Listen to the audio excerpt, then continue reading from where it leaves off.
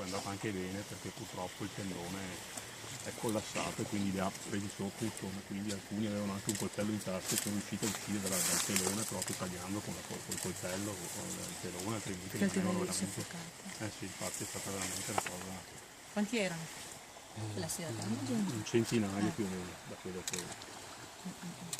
Tra due, l'altro delle 9 minuti di quella che chiamiamola puntata. Sì. E a questo punto c'è tutta una serie di manifestazioni, però poi tutte queste divengono un lungo colore. Guardi, io sto affrontando la più grande campagna di ascolto che nessun candidato, nessuna regione italiana ha mai avviato.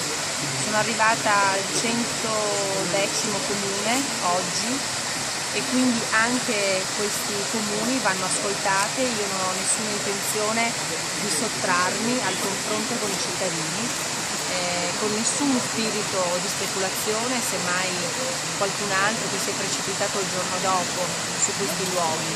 Io sono venuta a distanza di mesi per ascoltare il sindaco, il vice sindaco che si stanno occupando di questa questione e per ascoltare tanti cittadini che ancora dalla politica anche regionale non hanno le risposte che devono invece ricevere.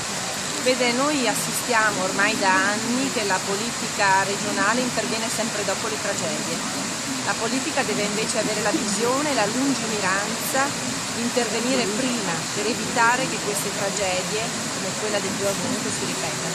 Lo faremo in modo di pianificare strategicamente anche una cura del nostro territorio. Dobbiamo voler bene a territori meravigliosi come questo, investendo i fondi che adesso il governo Renzi ha messo anche per il Veneto nel miglior modo possibile, ma soprattutto condividendo le infrastrutture e i lavori da fare con chi vive come i sindaci ogni giorno con lei nel territorio.